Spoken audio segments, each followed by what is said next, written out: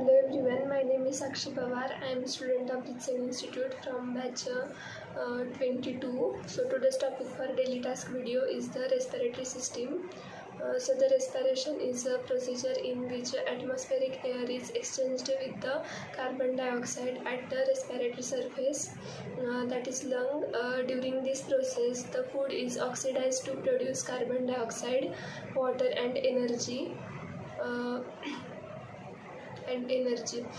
This process involves the intake of environmental oxygen, oxidation of a food, elimination of elimination of carbon dioxide and water, conservation of energy in the form of ATP. Exchange of gases between the blood and the lung is called as external respiration, and that between the blood and the cells is called as internal respiration. So the functions of the respiration, the first one is pulmonary ventilation, means in which the inflow and outflow of air occurs between the atmosphere and the lung alveoli. The diffusion of oxygen and carbon dioxide among the alveoli and the blood. The transport of oxygen and carbon dioxide in the blood and the body fluid to and from the body tissue cells. The fourth one is regulation of ventilation. So the anatomy of the respiratory system. It comprises of the respiratory tract and the respiratory organs. The respiratory tract is consist of a pair of external nostrils, nasal cavity, internal layers, nasopharynx, larynx, trachea, bronchi, bronchiolus, alveolar duct and alveolar sac. There are a pair of a slit at the lower end of the nose which opens into nasal cavity. The anterior structure of the external nose has three functions: warming, moistening and filtering of the incoming air, detecting the olfactory stimuli, modifying speech vibration as they pass through the large hollow resonating chamber.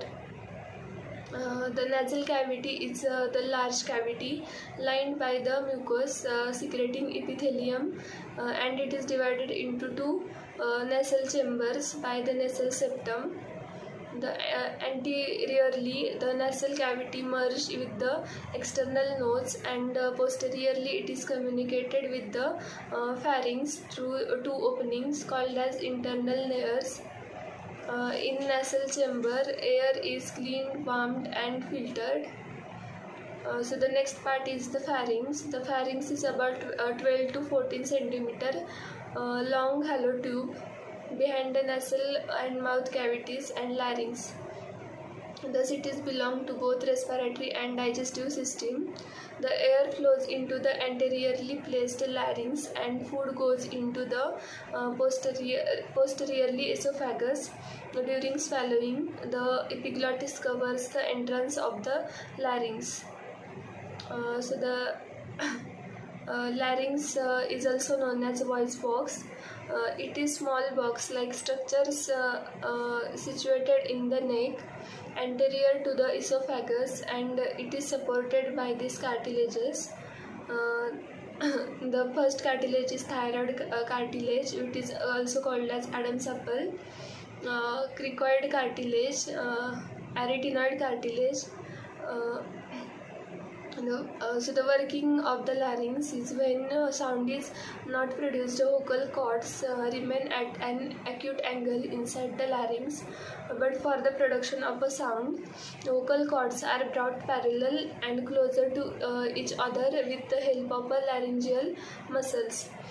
Now the current of air is passed through the under pressure from the lungs, which sets the vocal cords into the vibration, and sound is converted into speech with the help of the buccal cavity, lips and cheeks.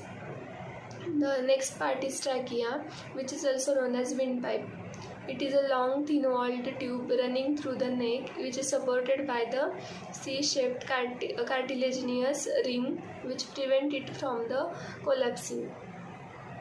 In the thoracic region, it divides into a pair of pulmonary bronchi. The whole respiratory passage, that is branching network of a trachea, constitutes trachea bronchial tree. So the next part of the system is bronchi and bronchioles. Primary bronchi enter into the right and left lungs, where they further divided into secondary bronchi, tertiary bronchi, and the bronchioles. Each bronchioli is divided into number of alveolar ducts. Each alveolar duct enter into the alveolar sac. The total surface area of the alveolar sac is approximately 100 mm square. The main respiratory organ is the lung. It is the pair of conical lungs is situated in a tight thoracic cavity. Each lung is soft, spongy, elastic and pinkish in color. The left lung is enclosed into two membranes called pleura. The inner membrane is called as pleura and outer is called as a parietal pleura. The space between these two membranes is called as a pleural cavity, which is filled by the pleural fluid. The total number of alveolar sac is about 300 to 400 million, through which exchange of respiratory gases occurs.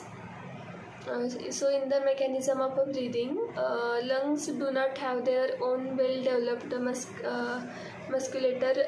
Therefore, the breathing is brought about by the changes in the size of the chest cavity in which the lungs are placed. So the mechanism of breathing involves the alternate expansion and contraction of the chest cavity, which lead to intake of the oxygen called inspiration, and outgo of carbon dioxide is called as expiration. The following structures take part in breathing mechanism. So the first one is two sets of the intercostal muscles, that is external and internal intercostal, abdominal muscle, and muscular diaphragm, which is present between the chest and abdominal muscles. Thank you.